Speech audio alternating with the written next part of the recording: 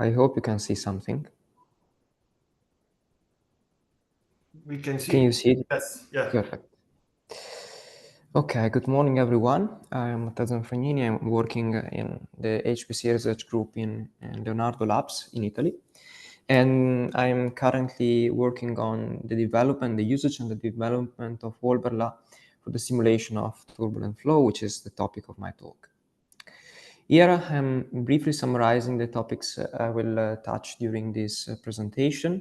I will start with a short description of the lattice-Boltzmann method, and then I will move to a description of the main theoretical features we have implemented in waLBerla in order to improve its capability to treat turbulent flows in an efficient manner, especially on GPU hardware architectures. And then I will show a few applications of these modifications in waLBerla, especially to validate the code in the simulation of turbulent flows interest for helicopter landing maneuvers. And then I will complete my talk by discussing a few optimization strategies we have implemented in waLBerla in order to improve its behavior, its performance, especially for calculation with multiple levels of refinement on graphical processing units. Again, all this work is happens within the framework of MultiXscale project. So, as a brief introduction, lattice-Boltzmann method is nowadays a quite widely used method to simulate real-world fluids.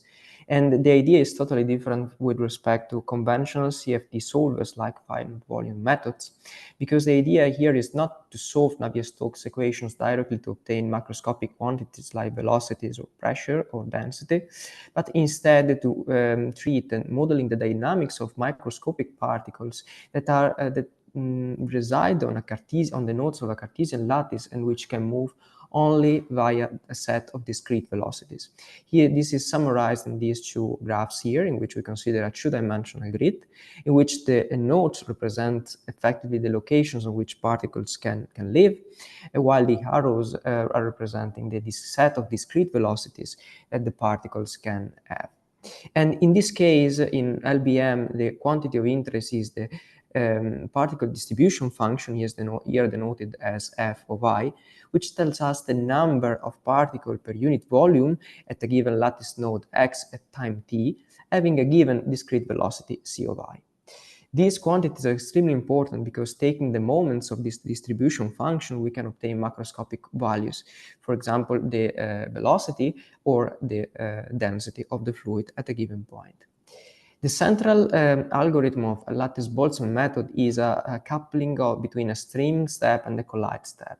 The streaming step is the step in which particle moves from one lattice side to another following the possible discrete velocities. And at the same time, the collision step is a generally local process in which basically particle interacts one with the other. And it is strongly influenced by the collision operator we choose during the simulation. Collision operator is a very important topic because it influences both the accuracy offered by the LBM method, but also its numerical stability. And a very widely used collision operator is the so-called BJK method, also called the single relaxation operator, because its action is to relax the particle distribution function towards an equilibrium by a single relaxation time tau, which is directly related to the kinematic viscosity of the fluid. And this is extremely easy to implement, straightforward. You have to implement a very small number of operations for each lattice node. You don't need to tune parameters because tau, as I said before, is totally fixed by the kinematic viscosity of the fluid, but it suffers from instability issues, especially at high Reynolds number. So in the literature, it has been produced a lot of different advanced collision operators, which are able to solve these stability issues. One of them is the cumulant collision method proposed by Martin Geyer, which is extremely important because it guarantees a very high degree of stability for the LBM method, but at the same time, it keeps on being purely local. So it can be implemented node by node, and this is a good feature, especially for GPU implementations. Without going into detail about the mathematics behind this approach, the main idea of this method is to relax the particle, not the particle distribution functions, but the accumulants of these distributions. And the major drawback of this method is the fact that it has been formulated only for a 27 velocity discretization, which means that the particle in 3 dimensions can move along this set of discrete velocities in number equal to 27, which is not so good in terms of memory consumption and also number of operations which has to be performed at each lattice node. So in the following, we consider the case of recursive regularized BJK, which is, as the name says, a generalization or an improvement of the simple collision BJK discussed before. In this case, the collision operator is represented and written exactly as in BJKs, but the non-equilibrium part appearing in the numerator is obtained by a regularization procedure in which proper coefficients in this regularization are taken from a theoretical Chapman-esque analysis. Without going into the detail of this method, which is widely discussed by the works of Malaspirans and Correxas, I reporting here, the main idea of this method is to regularize this non-equilibrium function in order to filter out the terms of the non-equilibrium part of the distribution that are responsible for the instability in the case of BJK collision operator. And the good point about this method is that it is formulated also for a lattice velocity discretization with 19 velocities instead of 27 for each lattice node.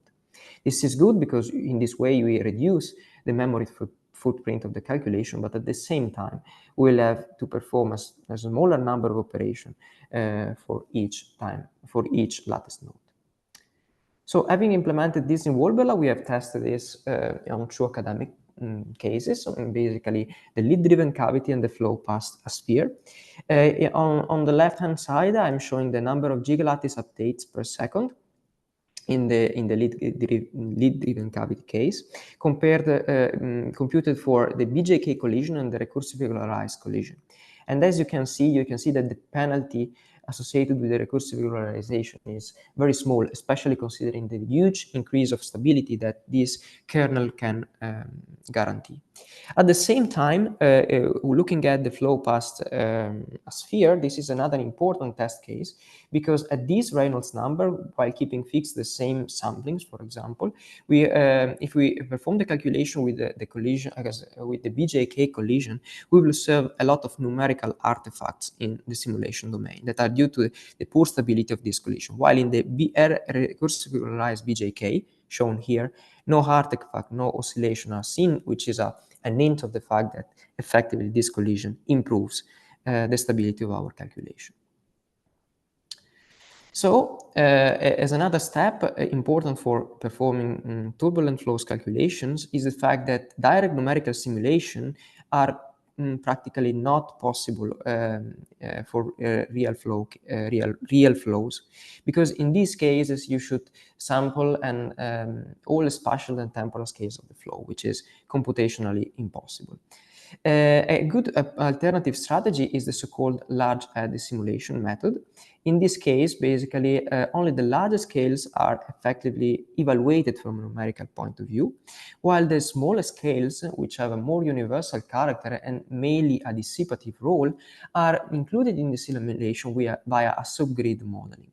In the following calculation, this modeling is represented by a subgrid viscosity term, which is added to the kinematic viscosity of the fluid in order to keep into account the unresolved subgrid scales. And a widely used model in the literature is the Smagorinsky model that I'm reporting here, in which the subgrid scale viscosity is proportional to the norm of the strain rate tensor. This is easy to implement within the LBM framework because this quantity can be computed directly from the non-equilibrium part of the particle distribution functions, but this method suffers from excessive dissipations close to walls in wall-bounded flows. So we try to improve this by implementing in waLBerla the so-called shear-improved Smagorinsky model, which is a model proposed by Levesque in 2007.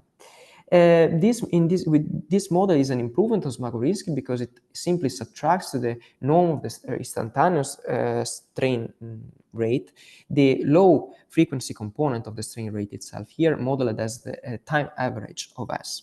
And in this way, far from walls, this method converges to the classical Smagorinsky because this low frequency component goes to 0, while close to walls, this term subtracts to the instantaneous strain rate and reduces the subbreathe viscosity. In this way, we are reducing effectively the dissipation close to walls. So having discussed these couple of improvements we have implemented and introduced in waLBerla, I now move to the description of application of lattice-Boltzmann method to model landing maneuvers, especially with focus of for helicopter on ships.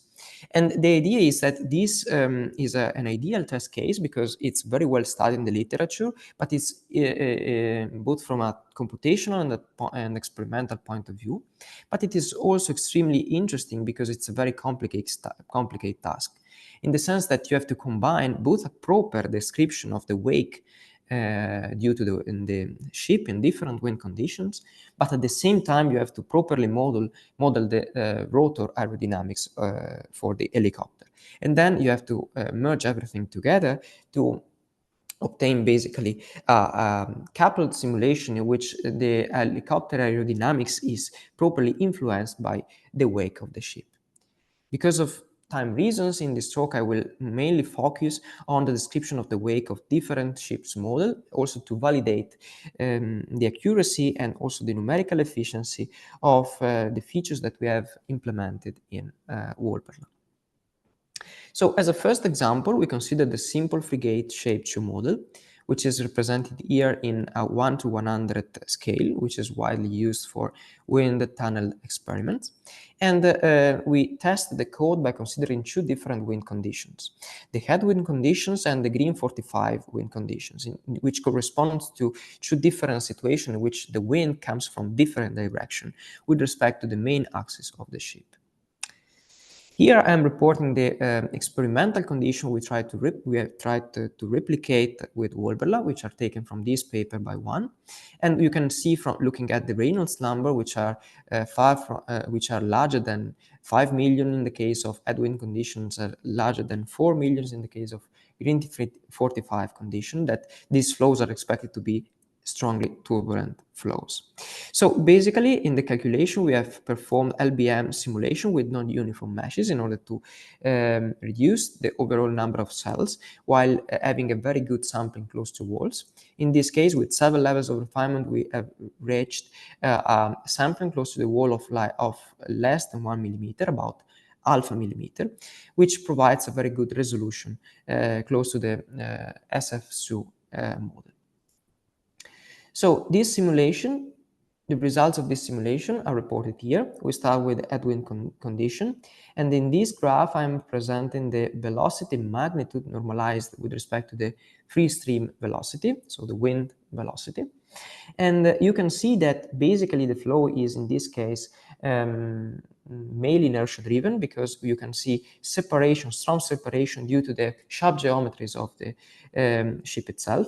And so boundary layer effects in this case are not so important, and therefore we do not have any kind of boundary layer modeling in the simulation. At the same time, the flow on top of the hangar, which is this vertical surface here, detaches and creates a recirculation zone on top of the deck to reattach in the middle of the deck surface, which is something that is very well reproduced in experimental data, also at full scale.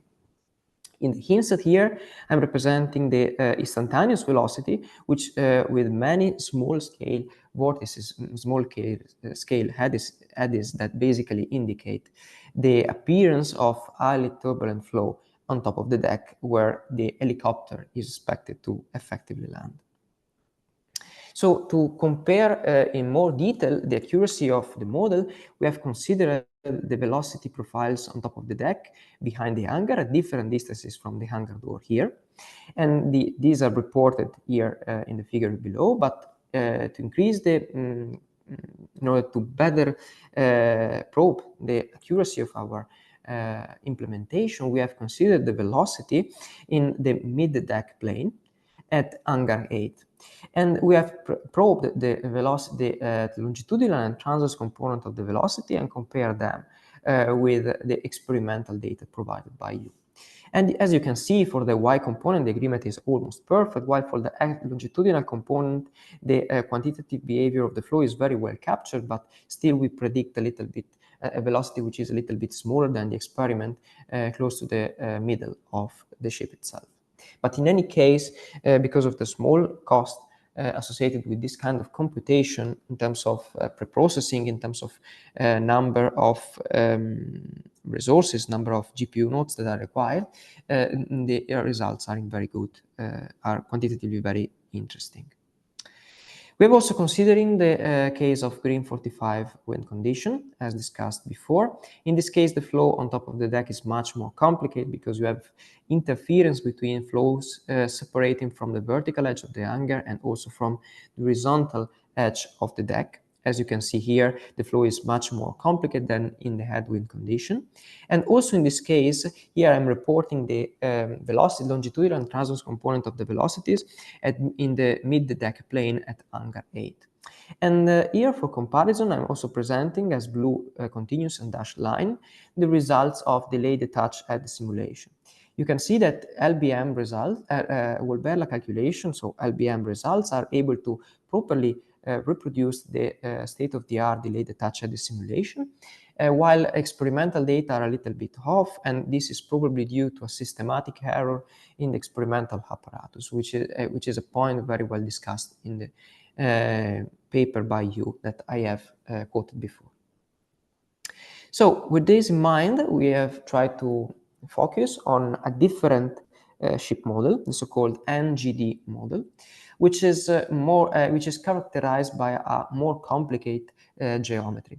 And the idea is again to benchmark and to validate our implementation in order to understand if the features that we have implemented are sufficient to have a proper description of this kind of fluid dynamics problems. Also in this case, we perform a calculation in high turbulent condition, reproducing the experimental conditions provided by Nicolas Fernandez in his quite recent PhD thesis. And we perform a calculation with non-uniform mesh using 7 levels of refinement. Here, the meshing strategy is reported in this plot, in which different regions with different colors correspond to regions sampled with different spatial samplings. And also in this case, in this way, we are able to reach a near wall sampling less than 1 millimeter on the ship, while considering that the ship length is about 3 meters. So in this case, we consider headwind conditions. Here I'm presenting the velocity map in the symmetry plane of the ship.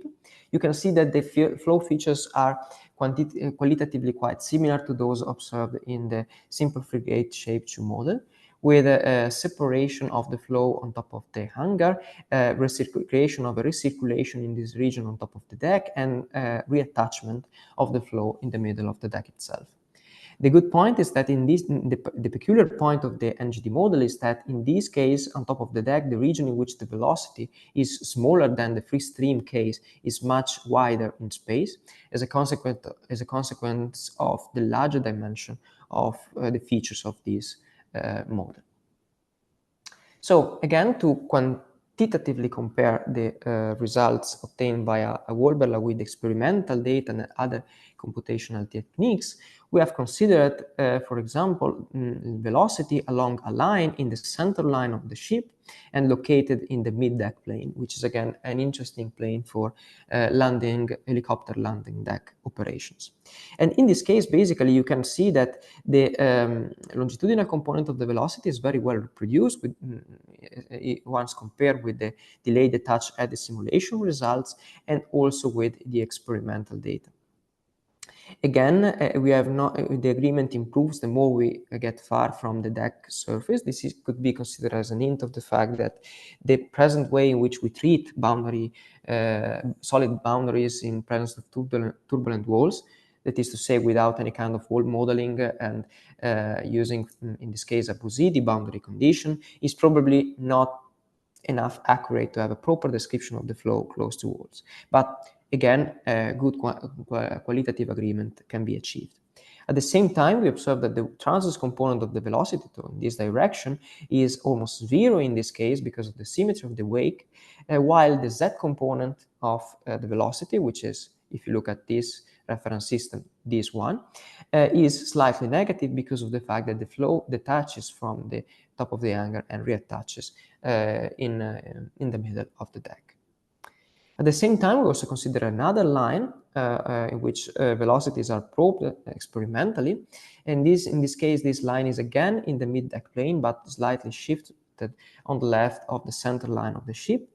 And you can see basically that as before, as predicted before, the longitudinal component of the velocity has a slightly less good agreement with respect to the experimental data and delayed detach at the simulation result.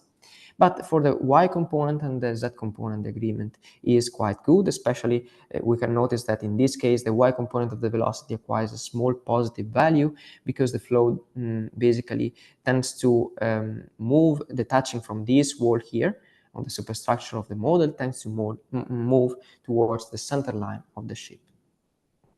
So with these results concerning the NGD model and the simple frigate shaped shoe model, we have basically benchmarked and validated our implementations in order to be able to properly simulate turbulent flows due to in order to proper model the wake of ships in different wind conditions.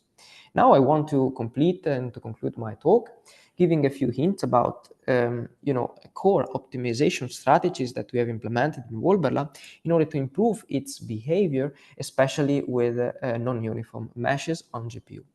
And here a short recap about how waLBerla core structure works. Basically, the computational domain in an LBM simulation with waLBerla is divided into blocks. Here, each block is depicted with a different color because different colors correspond to different refinement levels. And each block contains always the same number of cells arranged on a Cartesian grid along X, Y, and Z direction. Clearly, moving from one refinement level to the consecutive one, the distance between the cells is decreased along each direction of a factor of 2. And once moving to GPU implementation, what happens is that waLBerla performs a static, in this case, a load balancing partitioning phase in which blocks are assigned to different available GPUs in the case of a multi-GPU calculations. And then each GPUs process all the blocks assigned to it one at a time. Basically, it loads a single blocks and executes on this block boundary conditions, pack and unpack interblock processes for interblock communications, depicted here symbolically, and also the so-called stream collide step that I have introduced at the beginning of this presentation. This strategy provides and gives us a very flexible code, very easy to modify in order to include new features, new boundary conditions, or new stream collide collisions methods, but it suffers for performance once you use blocks with a small number of cells, which is something which is required for turbulent flows, because in turbulent flows we need to have a mesh that is able to follow the geometry of the obstacle that we want to model, and in order to reduce the overall number of lattice nodes that we have during the simulation. And this is, with this scheme, coupled with small blocks, this scheme is not really efficient because the GPU processes one small block at a time, so it strongly underutilize its available resources, but at the same time we have a huge kernel overhead due to the necessity of launching a lot of kernel, one kernel for CUDA kernel in this case, if we focus on NVIDIA GPUs, for each block. And in the case of many levels of refinement with small blocks, the overall number of blocks of cells in domain is generally very, very large. So the strategy that we have followed is basically try to assign multiple blocks of the same refinement level to a GPU. so that we increase the hardware usage and at the same time reduce the overhead associated to launching a very large number of kernels. And this strategy is very easy, is very simple, simply represented in this picture here. The current implementation is only performed and done for NVIDIA GPU architecture, so everything is written in CUDA. And the main idea is basically start from a group of locals, so assigned to the same GPU, blocks of cells belonging to the same level of refinement, and then create a kernel which is launched with a grid of thread blocks in which different blocks work on different block of cells. For example, in this case, these couple of red thread blocks will operate and take care of this group, this block of cells, while this orange subgroup will take care of this block of cells, and so on. And in this way, as I said before, we are able to increase the occupancy of the hardware and reduce the overhead associated by launching a very large number of GPU kernels.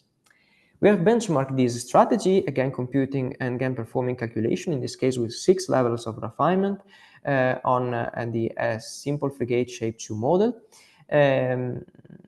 The calculation have been performed in this case on one GPU node on our cluster here in Leonardo, the DaVinci-1 cluster, in which each node is equipped with 4 NVIDIA A100 GPUs.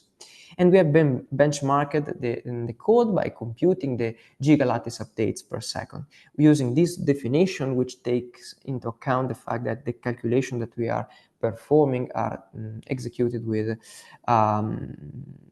non-uniform mesh. So here I'm reporting the result. Basically, you can look at the line, the red line, which is the results obtained with the optimized version of waLBerla, while the blue line is the unoptimized or original waLBerla version. And in this case, the speed up is of a factor of about 4.5, which is also better if we consider a higher number of refinement levels. Again, this activity is at its initial stages. We are at the moment we have implemented everything for NVIDIA GPUs, but the next step is to try to generalize this kind of approach also to different GPU architecture coming from different GPU vendors.